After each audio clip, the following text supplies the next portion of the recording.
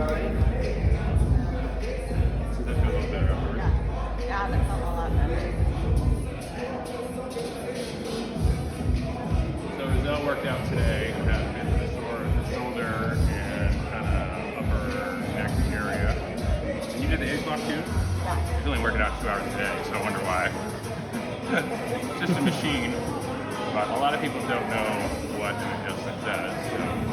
So basically, adjustment is just going to release tightness in the joints. So if the joints are locked up and not moving properly, then we get into that area, supply safe thrust into the area, and allows the joints to start moving again, lets the muscles relax, super comfortable, very, very effective. And usually with most patients, just need a couple adjustments. Sometimes just one and they feel significantly better.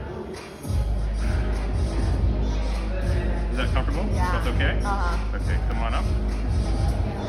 Turn your head kind of left and right. See what that feels like. Up and down. Better? Yeah, a lot better. Painful when you get adjusted at all, or is it pretty comfortable? No, it's good. Pretty I love it. Better. Awesome. Sweet.